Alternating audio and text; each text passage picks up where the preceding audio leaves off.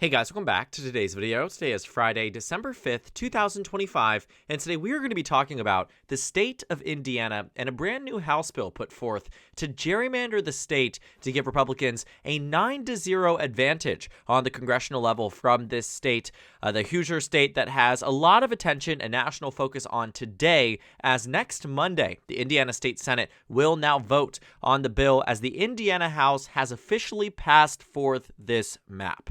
Now, if you've been tracking this news, you might know that this is actually not all that surprising, that the Indiana House passed it through. We've known this was the most partisan chamber of all of them, and that's largely because the Indiana GOP recognizes that of their sitting members of the Indiana State House, that they are up for re-election every 2 years. Primaries could be right around the corner, and the way in which they vote on this bill will have more direct implications on their re-elections rather than a state senator that could have 4 to 6 years to worry about their next election.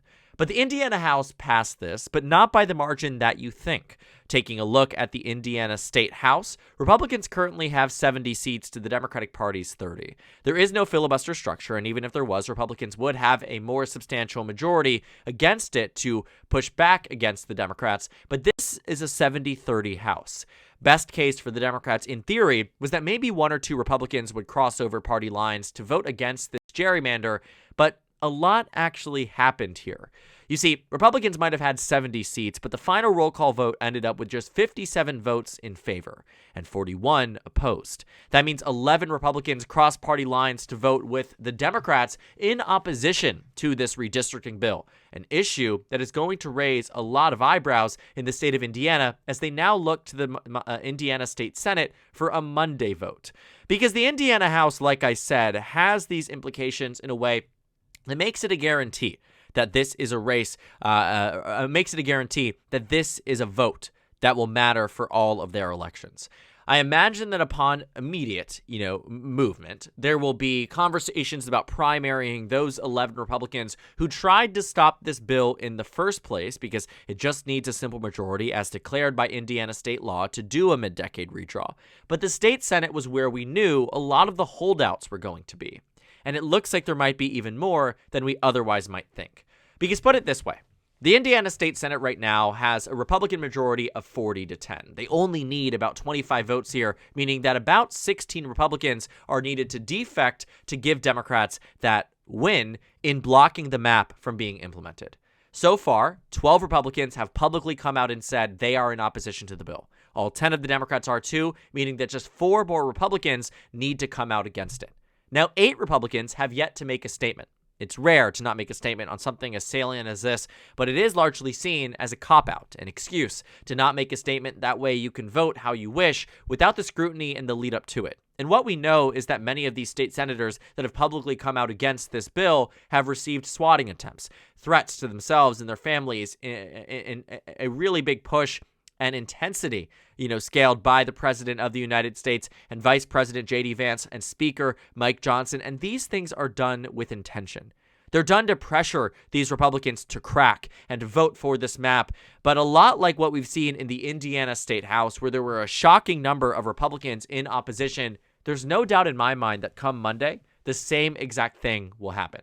Because if we're already just 4 votes shy of seeing the, Indiana State Senate push back against this map, and a significant number have yet to come out in support of what their party leader, Donald Trump, is asking them to do, chances are they're far more apprehensive than I think many people realize. I think the chances are that they don't see this map in the same light that those in Washington, D.C. do, because they realize that it is wrong to change the maps in the middle of the decade because their party started it in the first place. Because as much as Fox News and the right tried to spin where this battle began, everybody knows, right, left, and center, that it began in Texas, when Governor Greg Abbott and Donald Trump went to the legislature and said, I need 5 more seats, and they gave it to them with absolutely no struggle. Then California retaliated. Now we're starting to see Missouri and North Carolina do their redraw, and Indiana was supposed to be next. But it might not be. And if the Republicans in the Indiana House, 11 of them, came out full-fledged in opposition, that means a lot.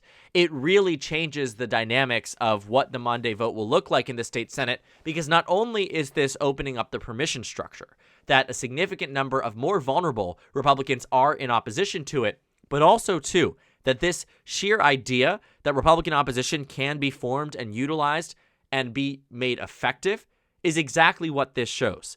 Because if these 11 Republicans in the State House, 11 out of 70, are able to oppose it, proportionately, you get the exact number necessary for those Senate Democrats to say, or Senate Republicans rather, to say, all right, that puts us already over the finish line on top of the 12 that were already vehemently opposed from the very, very beginning. Because a lot of these 11 never made a public statement. A lot of these 11 that decided suddenly they were in opposition did not go to meet with Donald Trump in Washington, D.C. They were not branded as those who were in major opposition. Just one or two Indiana House members were picked out and said, what is your comment on this? They told Politico, they told Roll Call, they told whoever that they don't believe the map should be drawn in the way the Republicans are trying to draw it. But I also think this too. Made a video on it last night. I encourage you to watch it, but we can do the high-level talking points right now. That the Tennessee special election, I think, might have struck fear in the minds of a lot of these voters on the Republican side in the state legislature, not just for their own districts. I'm sure that many of them that represent, roundabout Carmel, Indiana, fear that their voters there will suddenly whiplash against them because they've been fine with Republicans in the legislature, just not on the presidential level as of Donald Trump's entrance into politics, and they might change their minds on that if they do the bidding of the president. But also, too, very on a real front, what the impact could be on a congressional level. You see, the numbers here aren't great for the GOP in 2026. If the new map is implemented, sure, you take away a safe Democratic district. Indiana 7th goes from Democrats winning it in 2024 by 42 to Democrats losing it by 19. So in theory, an automatic pickup for the GOP. But, looking at it from that perspective, in order to crack a district like that, all of the surrounding districts need to take on more Democratic voters. Republicans were stressed in maybe one district, Indiana's 5th, and even then they were going to primary Victoria Sparks anyway, and it wasn't going to be an issue. But in 2026, under the new maps, Indiana's 1st is still a district that, if you apply that swing that we saw in Tennessee, the numbers here still give Democrats Indiana's 1st district, and God forbid for the GOP, that Democrats end up experiencing larger shifts than what the average is, which we've seen in races like Pennsylvania's state Senate race, where Trump plus 20 state Senate districts go to the Democrats, or in Iowa's state Senate district, where, a district that is nearly as large as some congressional districts and spans a lot of people is swinging by such a tremendous amount. And looking at the map here, let's say the map swings by 20 points to the left, as we saw in Oklahoma's 5th in 2018, as we saw in Georgia's 6th, the district that made John Ossoff into the senator that he is today. These things could really jeopardize the map. In fact, if you were to take the swing that Democrats saw in 2016 to 2018 in some of these districts that are very high-profile races, I'm bringing them up because they are very important. Races like Georgia's 6th, where the shift here for the Democratic Party was so significant that the numbers, let's go 2016 versus 2018, sorry. In Georgia's 6th district, where Lucy McBath shifted the math by 24.4%. Or in Oklahoma's 5th, where the numbers shifted by 22 points. Or in some of these other districts, like ones in Iowa and across the country. But the point is that I'm making in Georgia's 6th district is that this is a district of high suburban areas on the outskirts of a city, with Democratic pockets carved into the district to be made so the rest of the district is keeping it red, but there are some portions of a major city. This 24-point swing, if applied to the new Indiana map, would guarantee Democrats every single seat in the state, versus the old map, where it would guarantee Democrats one additional seat. One seat gained with a 23-point swing in Indiana, versus the new map where every single seat would be blue. It's risky. It's risky, and I think Republicans in the House are recognizing it. Because even if they don't personally have a moral opposition to a new gerrymander, they probably have a moral opposition to Democrats winning even more. And I think they can read the writing on the wall that not only would this not make it 9-0, but rather make it 8-1, you net gain 1, with the possibility you net gain at net lose 7. Right? You could lose every single district. I don't think they thought this through because it is really hard You have huge pockets, Indianapolis, you have Gary, you have areas. You need to draw in a way that is so exceptionally strong for the GOP, but there simply is not enough Republican vote share to get there. Because the state itself votes 40% of the time for Democrats, if almost every single district has the same composition, it's going to break down like the state. 60-40, 60-40, 60-40, 60-40. And some of it's, plus 22 for the GOP, meaning districts like CD1 need to be plus 12 for the GOP.